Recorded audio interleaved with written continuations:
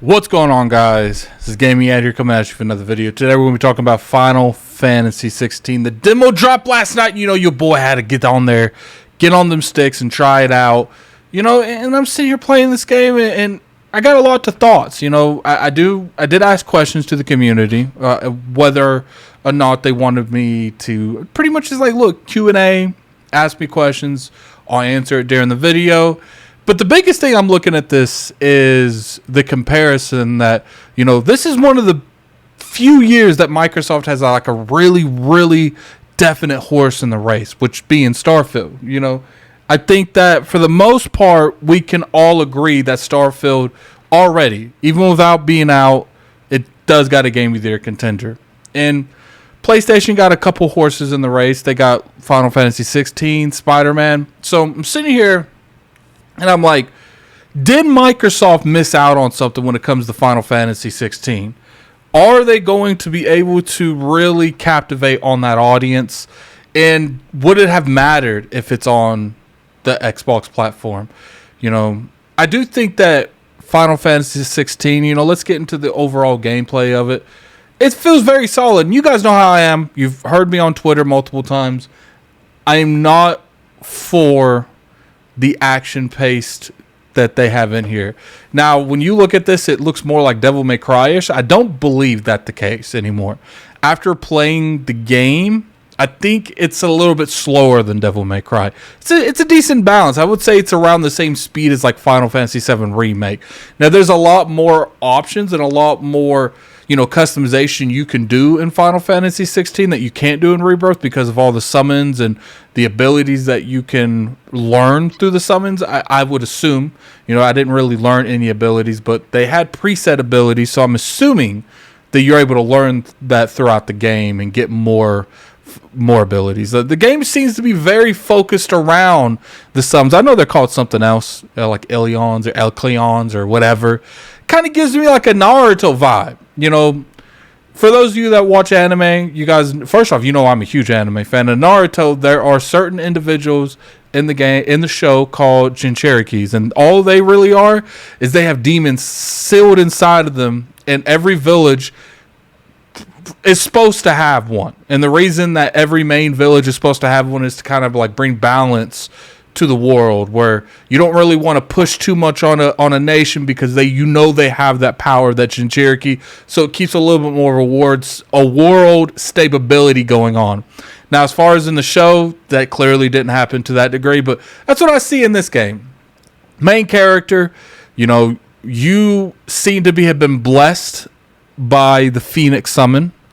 I don't know if it's kind of like Final Fantasy 15. If you guys watched the prequel to 15, it was about the king fighting everyone. And the moment the king died, all the knights that was blessed with his power, they lost their abilities as well. So I don't know if it's more of that, or if something happened to the little kid with Phoenix, does it mean the main character is going to lose his connection to the Phoenix? I don't know. It does look like the main character, to some degree, maybe I missed it, maybe it's not in the demo, but he's able to pick multiple of these abilities.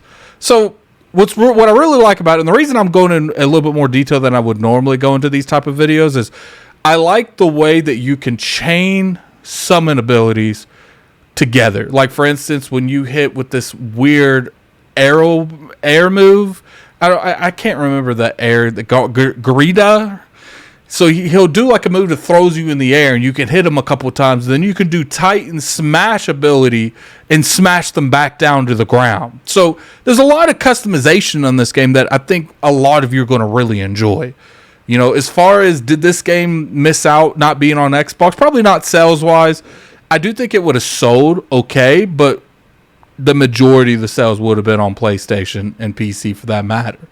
But Xbox did miss out on this. So far with this demo, I feel like this demo is really captivating, and if it's a representation of the final product, I do think that this is going to be a huge miss that Microsoft wasn't able to secure. Now, obviously, it's not Xbox and Microsoft's fault entirely. You know, these deals are made years in advance. There's not a whole lot Microsoft probably could have did to get this game on the platform, and it's sad, man. Hopefully Final Fantasy 17, when the remakes are completely done, all three of them, maybe you'll see the timed exclusivity come into the matter. I don't know what exactly they were going to do with the timed exclusivities with 7 Remake. Maybe at one point in time, it was supposed to be one game, and then they just slowly started pushing the envelope on what they wanted on that game, and they turned it into 3, and that's the reason you're not seeing none of them on the platform. Or maybe PlayStation just went out there, dropped it back, said, this is our game.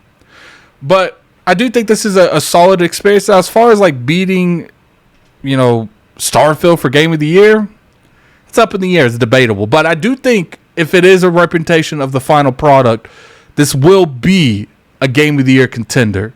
I used to think, realistically, the only games that really Starfield had to fight for a Game of the Year was Diablo, Spider-Man, and Zelda. But I am starting to think Final Fantasy 16 might be in there. Let's go over some of these, the community questions. Let's go over some of them. So talk about what you think about is a Final Fantasy and compared to the others. Talk about what you think about is so Final Fantasy to me is a corporation between characters, world building, and story progression that go along with the world that is there. That's why I didn't necessarily feel like 15 was a good Final Fantasy game. I thought it was a step in the right direction, but I just didn't really sense that vibe with it. This, I felt like a lot more, the summons are done very well here. Clearly, they could have showed us the best parts of Final Fantasy 16. We could have literally been playing the best parts of the whole game, and that's fair criticism. I think we can all agree that, companies have done that to us in the past. I just don't know if it's going to be done here. Incorporating an unbiased perspective would be nice. Doesn't have to be a long segment on your video, but I would appreciate it since this will be my first Final Fantasy 7 with a demo hook of Final Fantasy version. Yes, there's a lot of hardcore, cinematic. That's one of the biggest things about this game is the world itself, the narrative itself, and the battles are all cinematic. I think it's very strong in picking up people that's not normally loving the Final Fantasy brand.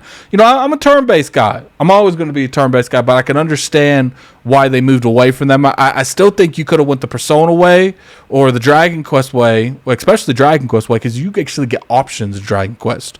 That's what it was in 11 for that matter. But I can understand why they went away from it. I don't agree with it, but I can understand. Just want to hear your thoughts. Appreciate it, man. The stories seem pretty relevant at the point. Now, I don't know if the story is going to captivate me. To me, Final Fantasy has been highs when the world that you're exploring is in war.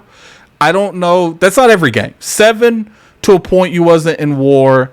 And I would say 10, you wasn't really in war. Technically, 10, the war was already done. They won.